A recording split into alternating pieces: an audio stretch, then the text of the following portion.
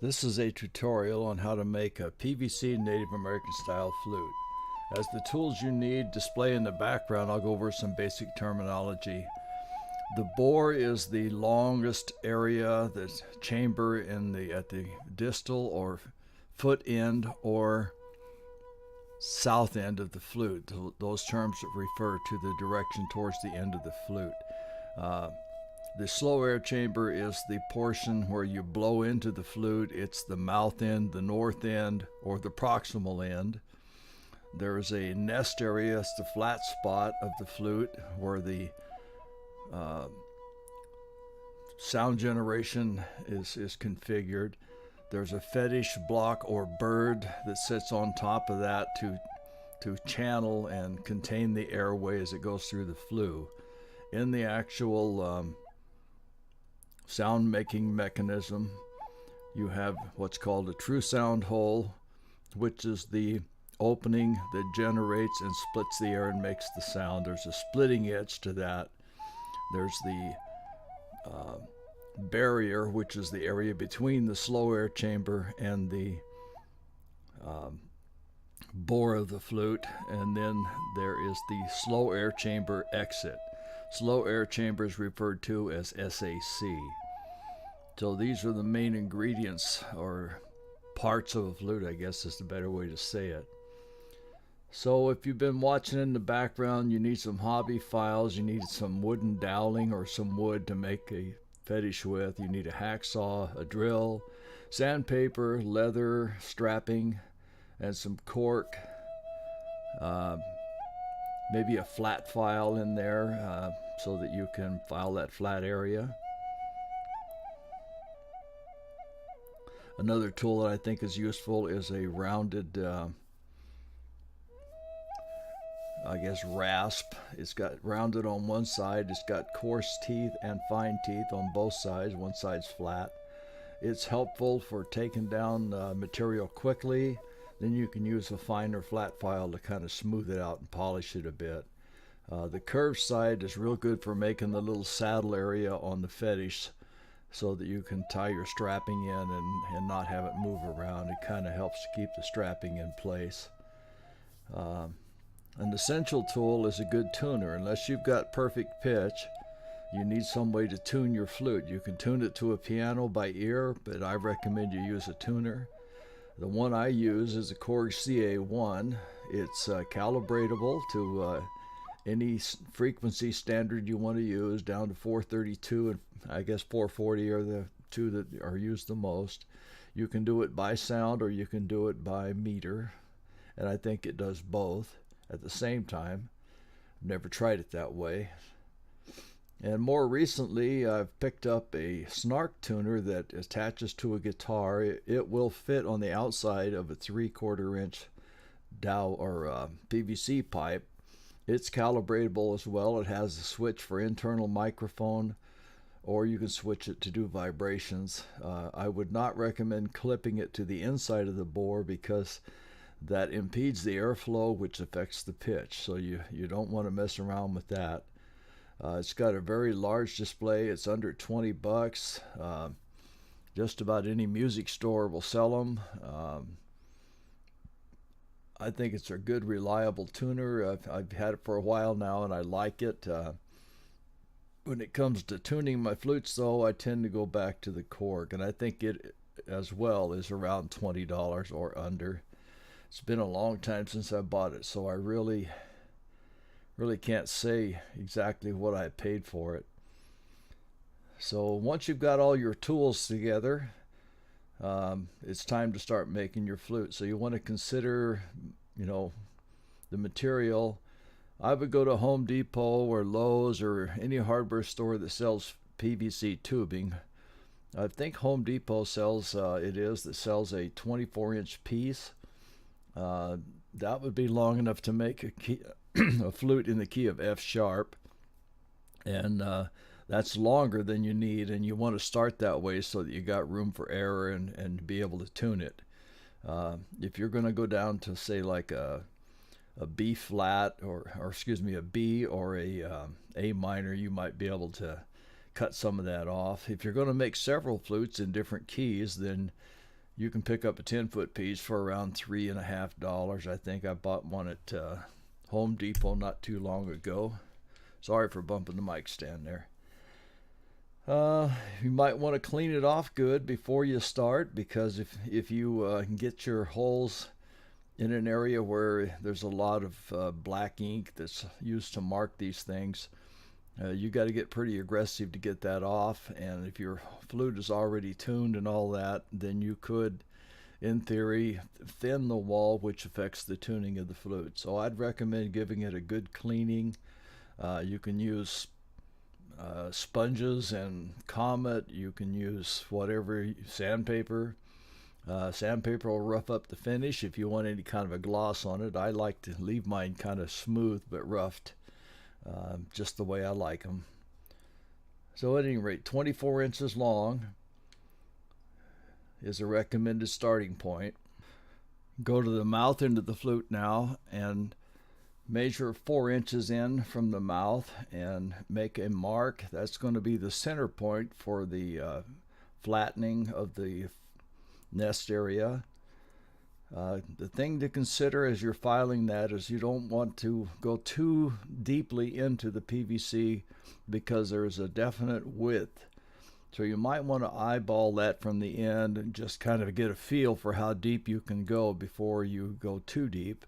You need at least a 64th of an inch there, because you're going to make a track or flue in there that's going to be a 64th of an inch deep. So, get out your ruler and measure whatever you need to do so you don't get it too flat. A good way to figure it out is to just file it down, considering that the flue is going to be half of the bore width, so that would be 3/8 of an inch, and you're going to have a little bit on each side for the fetish to sit on so that it can seal and form the lid or top of the flue. So file it smooth and long enough to accommodate your fetish sitting on there, covering the slow air chamber exit, and going up to the exit area from the flue, which would be the front wall or foot end wall of the barrier. And take care not to rock side to side with your file. You want a good flat surface. If you've got time, you could even make yourself a guide or something to make sure that your file doesn't rock back and forth. Anything less than flat results in air leaks, and air leaks results in poor quality sound, sometimes no sound. You can overblow easily. There's all kinds of problems if you have an air leak. So again, make sure that that's good and flat. Then the next step would be to, at that 4-inch mark, you may have to remeasure it again, but at the 4-inch mark, drill a 1/8 inch hole, then measure distally 1/2 of an inch, which is towards the foot end, and make another 1/8 inch hole. That will be the starting point for making the slots for the true sound hole and the slow air chamber exit. Those need to be 3/8 of an inch wide. After you have formed them, they should be 3/8 of an inch wide, and I'll get into the dimensions more further into the tutorial. So this is a view of what the finished sound generation area is going to look like. And the slot or opening closest to you in the video is the slow air chamber exit. The area between the two holes is referred to as a barrier or wall. Both the front and back of the barrier needs to be nice and crisp and flat. Probably a good idea, though, to round off the slow air chamber side of the barrier, make it nice and rounded, so that you've got a good transition from the slow air chamber into the flue area. It needs to be a total of 3/8 of an inch wide, and it needs to have a tapered area on the mouth end, you want to taper it similar to what you do on the true sound hole side. So again, 3/8 inches wide, and maybe make that no more than 1/4 of an inch in length, figuring lengthwise to the flute. The true sound hole, again, 3/8 of an inch wide. It is never more than 7/32 of an inch in depth or length. If you go beyond 7/32, your air begins to dissipate before it hits the splitting edge. It'll give you a breathy sound. So you want, again, 7/32. Get yourself a good ruler and measure it frequently as you're working. The object is to make a good clean rectangle with a thin splitting edge that is filed at a 35 to 45 degree angle. You do not want a sharp, like knife sharp edge, but you do want to have a fairly thin edge. And I think of it in terms of pencil lead. You want to make, if you take a sharp pencil and draw a little line on a piece of paper, the thickness of that line is about how thick you want that cutting edge. So again, 35 degrees. The actual flue itself is that recessed area on the barrier. That needs to be about a 1/64 of an inch deep. So you want to take your flat hobby file and kind of get in line with the edges of the true sound hole and slow air chamber and begin to file, lengthwise to the flute. I would put the file as flat as you can get it as you're holding it. Maybe take the fingers of your left hand, push down, and begin to file nice and cleanly. Do not strike that splitting edge if you can avoid it, because if you damage that, then you've got impurities that can impact the overall voice of your flute. So you want to file that down little at a time, down to 1/64 of an inch roughly. It can be a little deeper, but I would stay close to that as you can.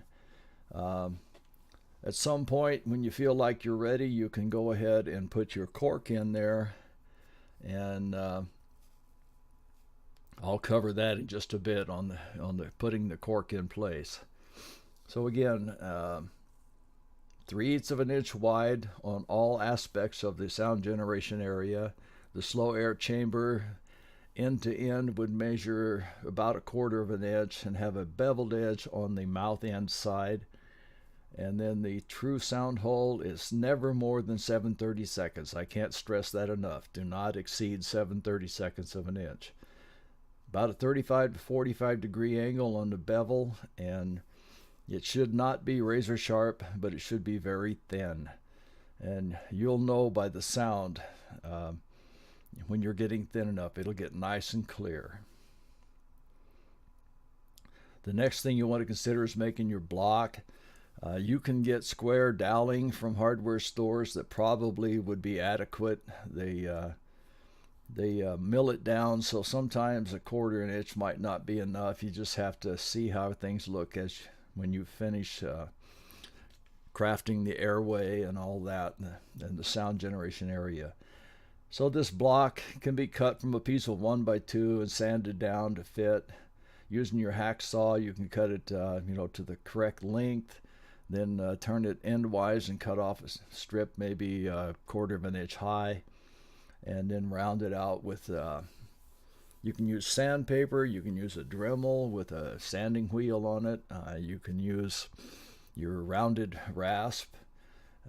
So get it kind of shaped similar to what you see there, or you can make a custom design. You can make a bird, anything you want. This is for camping and backpacking, so I like just a simple block. Keeps it nice and easy to carry in a backpack without damaging an ornate fetish. And you can, if you wanted to, you could make a nice one, take it off and wrap it and take good care of it, strap it on when you get there. But for kicking around, just keep it nice and simple. This is not a show flute. This is just a good This flute will make a real nice clear sound. The music you heard in the background at the beginning and at the end of this video is made by a PVC camping flute that I made. So it just gives you an idea how nice and clear the thing sounds. So just to recap briefly, the length of this block needs to be able to reach from the front wall of the barrier. That's the true sound hole side, and it needs to go back far enough to cover the complete slow air chamber exit. It needs to be as wide as the nest. So that's kind of all there is to that. Then you take some of your leather strapping and strap it on good and tight and make sure that it's lined up with the front.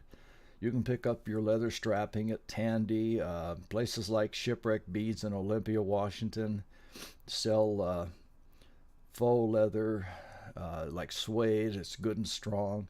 You don't want to just go out and get a $5 roll of suede strapping because it'll snap. You pull it too hard and it snaps. It's got a lot of weak spots. You want leather like rawhide lacing. Excuse me. You can get like 72-inch bootlaces, and that'll work. It's a little stiff, but you can work that stiffness out if you want. Just anything to strap that on with. It could be a rubber band. Now you're going to make your cork, and I would take a wine bottle cork. You want to cut it so that it's the same length as that barrier. And what I do, cork is usually, a wine bottle cork is a little bit too big around to get it to go cleanly into the bore of the PVC pipe. So I take a piece of sandpaper on a flat surface, I hold it with my thumb and middle finger, and I pull it towards me and roll it as I pull it. That way I'm sanding around instead of in one spot. I'm sanding around it.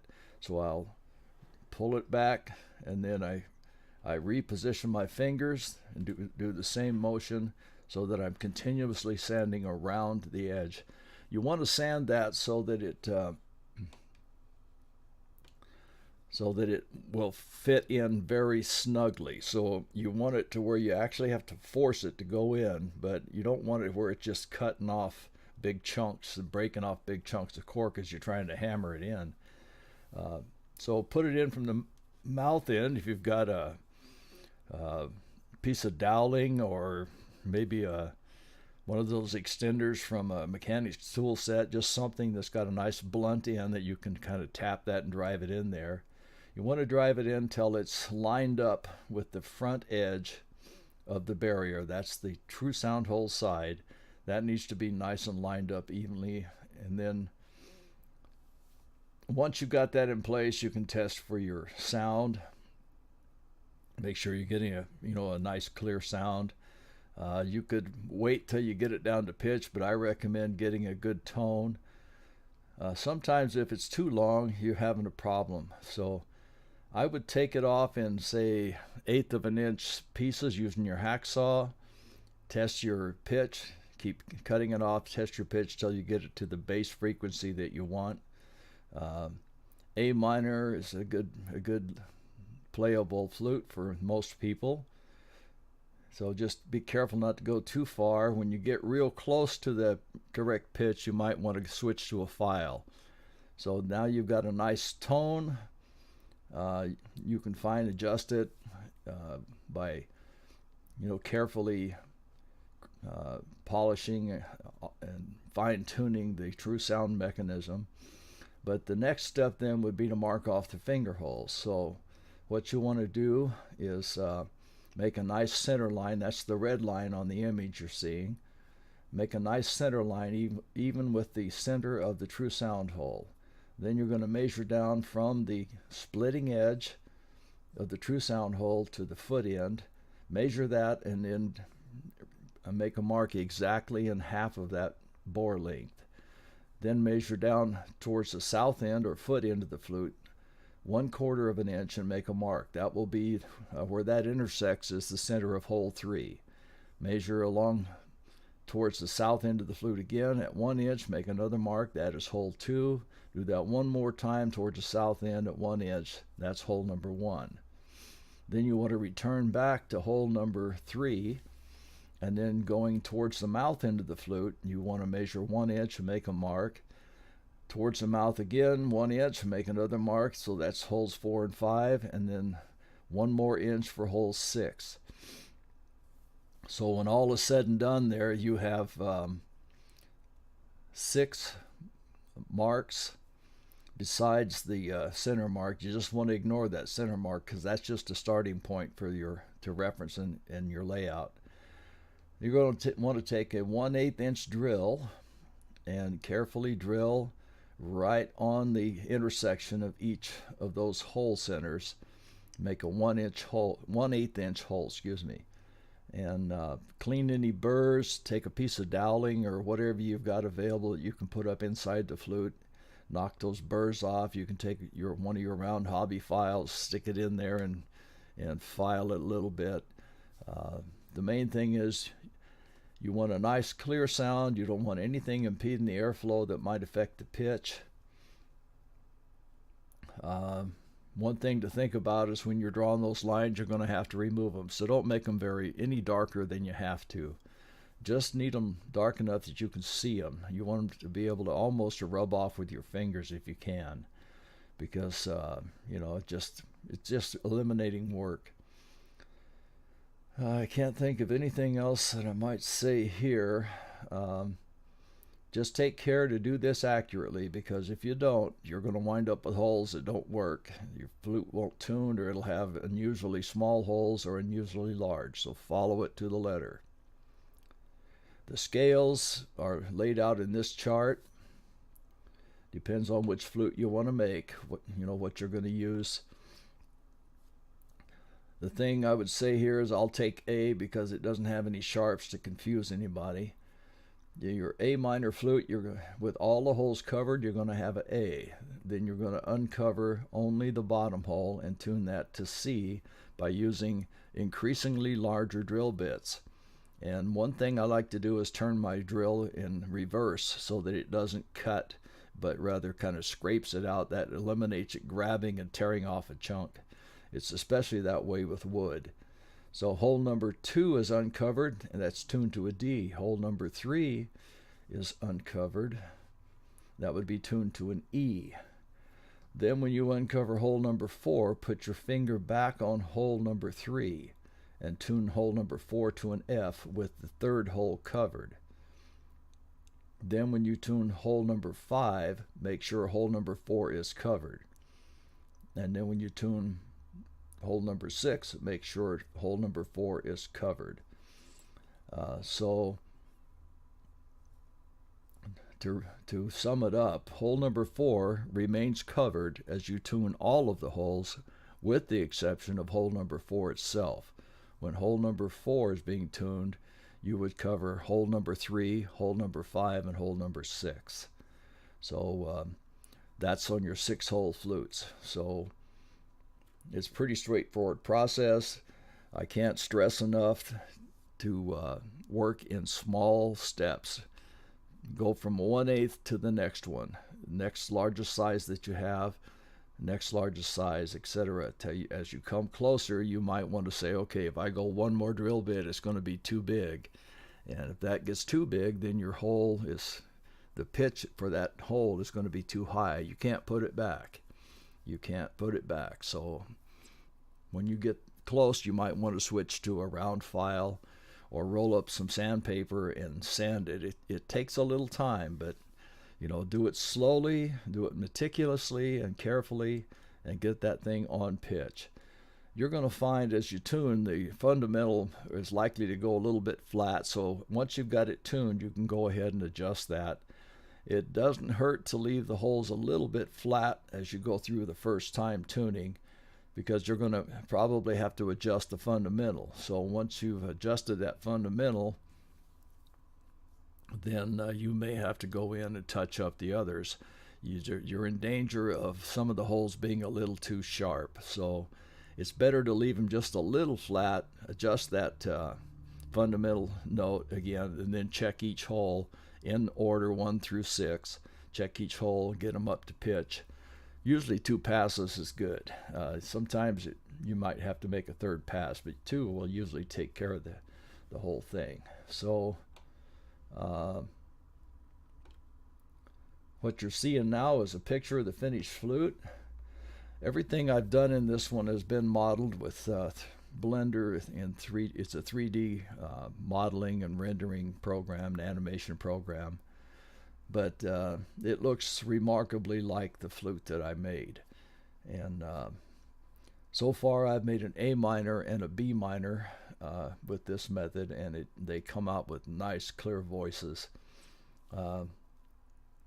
If you have one hole that's weak sounding, if it's tending to be airy or overblow, as long as you paid attention to dimensions,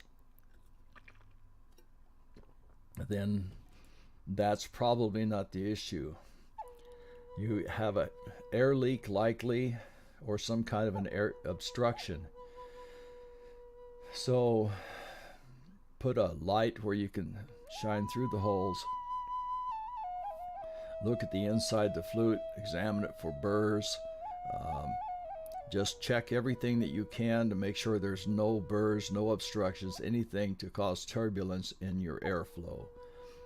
Remove the block, make sure the floor of your flue is nice and smooth and flat, doesn't have any gouges in it. If you've got a gouge and it's already at the right depth, you could fill it in with some super glue, whatever you want there. On the block, I would recommend applying a little bit of super glue to the bottom. Make sure it's flat. If it isn't good and flat, put it on a piece of sandpaper, sand in one direction, put it down, slide it over the sandpaper, raise it up, put it back down. That helps to prevent any rocking motion as you're sanding that and making it flat and smooth. Check your entrance to the true sound hole, check the cutting edge. Just anywhere you can see to check for burrs, check for irregularities, and get everything smoothed out. And that should clear up any voicing problems you have. I've had some where you have just one note when cross fingering that's weak, and it's just a tiny little burr somewhere that caused it to be that way.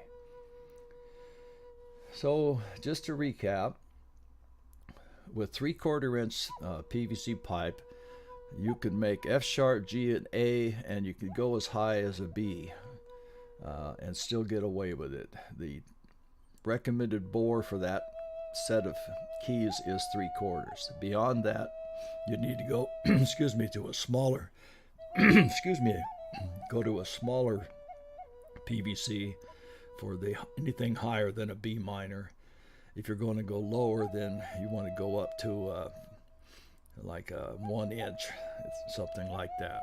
But the principles are the same. The measurements for the finger holes, if you go to a larger flute, they're going to have to be expanded out. A good trick to that is to take a piece of elastic, stretch it from the true sound hole to the foot, or not stretch it, but lay it out. Make marks at the centers of all your holes. Then when you get a bigger flute, you can stretch it out, and it will expand the marks and be pretty doggone close to what you want. So that kind of wraps it up. If you've got any questions, contact me on Facebook, and happy fluting.